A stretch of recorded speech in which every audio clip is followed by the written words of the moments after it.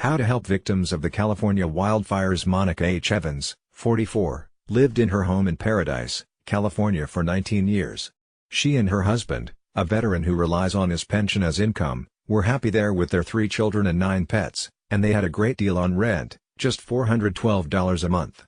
"I never wanted to leave Paradise," Evans tells NBC News Better through tears. "I didn't think I'd ever have to. But now everything is gone." Evans and her family, pets included, were able to escape the deadly fires, but lost their home.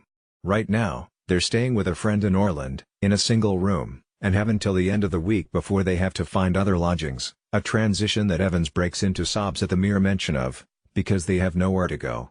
"There are thousands of us with nowhere to go," she says. "The shelters are all full, and the nearest hotels are hours away, and we can't afford them anyway," says Evans. "They're gouging the prices, and we have so many pets. Rentals are going for $2,000 a month for 2-bedroom apartments."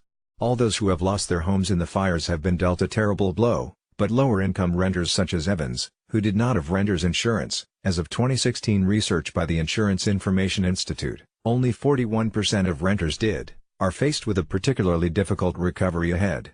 With no payout from insurance and no land they can rebuild on, many have turned to parking lots for shelter, waiting for help. The Chico Walmart is filled with tents.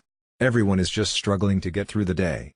"We keep hearing on the news that we have to wait on FEMA, wait for guidance, and we keep hearing from people who aren't affected, that it'll all be okay.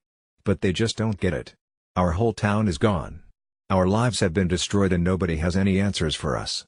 The housing crisis is severe, with Larry Olmsted, President and CEO of United Way of Northern California, highlighting that the homelessness in Butte County and Shasta County was a challenging problem to solve even before the fires.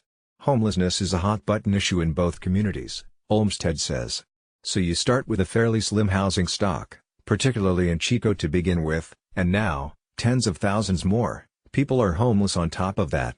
There is no easy way to absorb these people in this housing structure. We're at roughly 80,000 homes destroyed. Some people who lived and worked in Paradise didn't just lose their homes, they may have also lost their jobs." Heather Milsterd, 29, also a former resident of Paradise, is staying with a family friend in Shasta Lake who has generously opened her home to her boyfriend, their 2 young daughters, along with other displaced family members and their pets. "I'm a job coach for mentally disabled adults with California Vocations, and my boss has been amazing," Milsterd says. "But our location was leveled. They're renting out a temporary space, but the future is unclear. My uncle, Jason, works at a Save Mart and the building is standing but the town is gone. My aunt, Robin, works at Curves, and the building is there, too, but how do you work in a town where everything else is gone and everyone has left?" Michael R. Hart, a spokesperson for FEMA, says that the organization is urging people who are trying to get back on their feet to take one of 2 steps. If they have insurance, file a claim. If they are uninsured or underinsured, set up a case. If you're a victim and can make it to a FEMA recovery center, go there, but know that you can also set up a case by calling 800-621-3362 or visiting online disasterassistance.gov. Hart says that there are still evacuation centers accepting people, while others are at capacity. Note that some welcome pets, including large animals as well. See the Butte County, Los Angeles County and Ventura County websites for up-to-date information on evacuation centers. Milsterd and Evans emphasize their gratitude for donations of clothing, but right now they have nowhere to store anything non-essential. Getting stuff without a home to put it in is only adding to the anxiousness of being homeless. Hart adds that clothing donations also create a logistics/manpower issue on the ground. "Money is really what would help. We need to put down a deposit on a new place once we find one," says Milsterd. "Gift cards we can hold on to and use to buy things like towels and blankets when we get settled are also helpful." FEMA, a government entity, does not accept donations, but they are working closely with nonprofits that are relying on donations.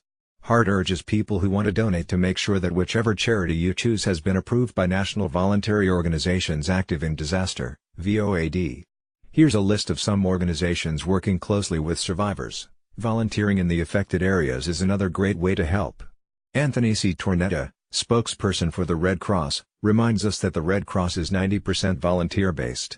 "Right now, best thing is to go on the Red Cross site and sign up to volunteer," says Tornetta.